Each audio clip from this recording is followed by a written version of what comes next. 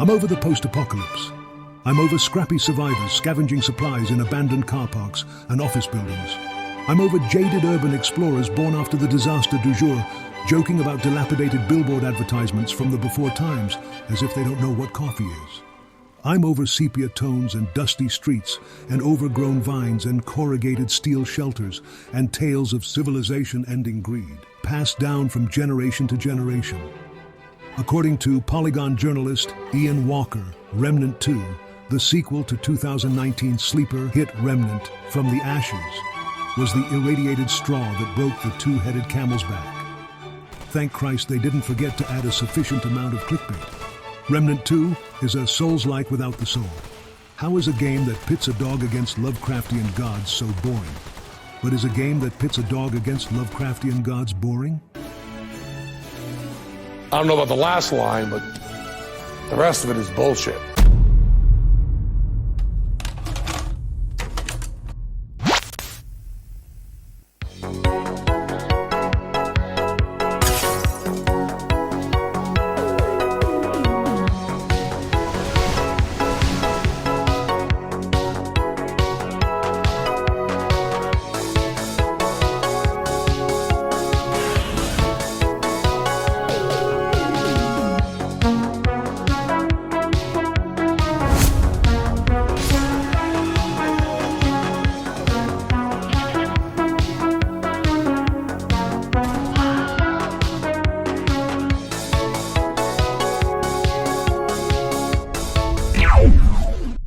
Warning. The following video series is intended for immature audiences and may contain adult content, graphic language, graphic violence, nudity, and a whole lot of bullshit. These videos were designed to provide general info on new video games without the portentous language or long-winded monologues found in most game and movie reviews today. Just the basics on what the game is about while trying to throw in some humor along the way. All so you can form your own opinions easier and maybe we can have a laugh together. Opinions on the game will also be shared throughout the video. Just don't take those too seriously because they're also bullshit. And when it's all over, we can get back to some of the best titles modern gaming has to offer, like Diablo 4 Season 1, Redfall, Gotham Knights, and the hit indie killer, Forspoken. Viewer discretion is advised.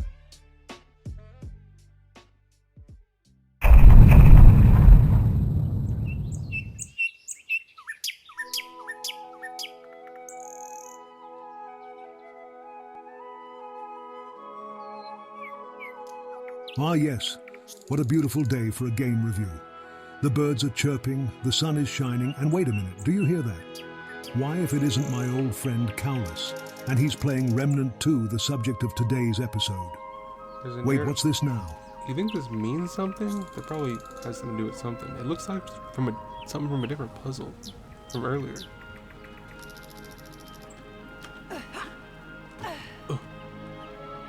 Oh no, not one of these. This is stressful.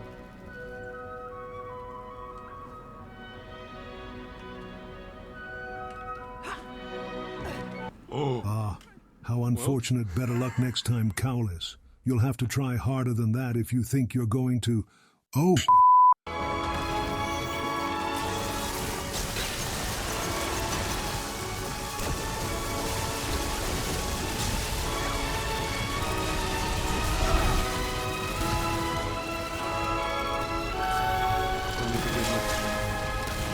well, that certainly was interesting to say the least. Remnant 2 is a third-person Souls-like shooter with rogue-like elements baked into its level design. Developed by Gunfire Games and published by Gearbox Games, Remnant 2 successfully takes a step forward for the series in punching up almost every aspect of the first game in this adrenaline-pumping sequel. Uh-oh. In other words, it's fun. Review over. Alright, Shakespeare. We can't just end the review like that, can we? All right. Let's cover the basics then, shall we?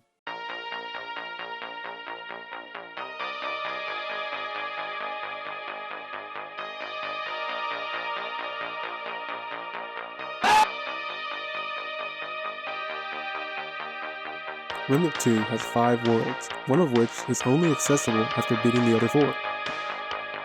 There is also one hub world called Ward 13, You'll be here often, especially if you play multiplayer and we're expecting to join a specific zone. Fuck you, Gemma.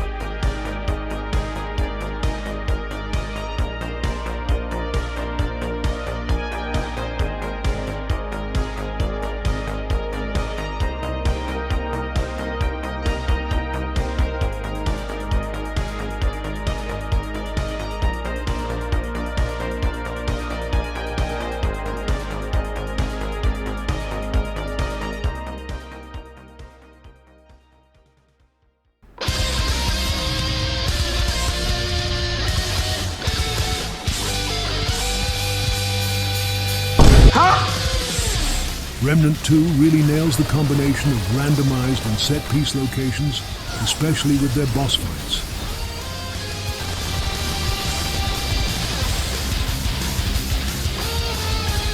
The platforming, on the other hand, that can sometimes drive you mad.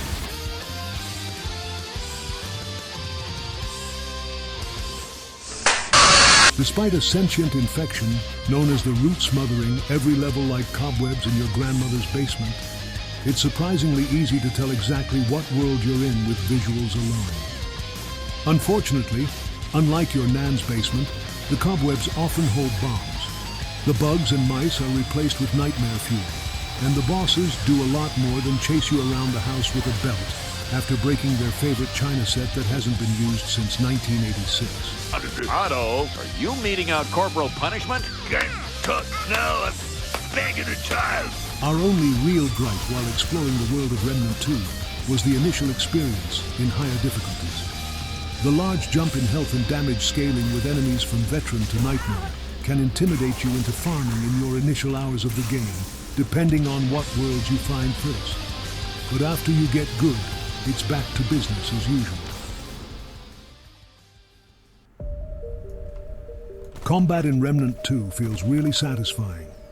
The weapons are so diverse, especially with mods, and they all feel unique, even down to how they're acquired. Remember that one asshole in PE that always got the kickball stuck to the gym ceiling? Well, it seems like they hired that kid to place some of the best items just out of reach, but right where you can see. Why would they do this to us, you might ask? It's because everyone in modern gaming has been trained like a wild animal to recognize very specific things, like bright purple light good. I would get into the specifics of weapon diversity, but I'll leave those for you to discover, assuming YouTube thumbnails haven't spoiled them for you already. They've also made a number of quality of life updates and announced DLC since we started making this video, because our editor is quite frankly slow as hell and always full of excuses. And we all know what that means. It's all bullshit. The last thing we would like to cover is the story.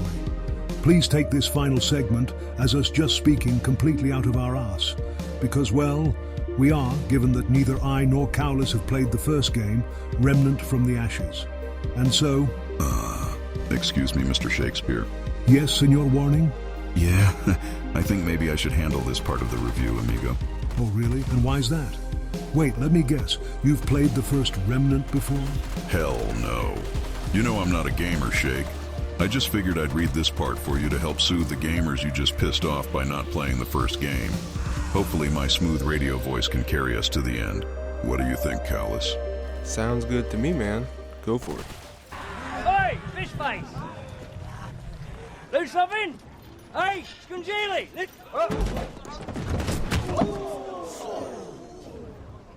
Got it! In the time that you aren't fumbling around with Lovecraftian tentacle monsters and all the other horrors the Root manages to throw at you relentlessly, you'll be interacting with the game's story. It definitely has some shining moments, but it's also given to you in bits and pieces. If you want to get the most out of the story, you'll need to talk to NPCs to understand absolutely everything. And unlike many other games, you get rewarded by interacting with and exhausting a fair amount of these conversations. I won't go into too much depth so you can discover that for yourself if you're a big lore person. If you're not an NPC text enjoyer, however, you might feel like the story is quite lacking. But let's be honest, outside of a handful of really cool scenes you're almost sure to enjoy if you like the style of the game, A lot of us are really here for one thing and one thing only: the gameplay.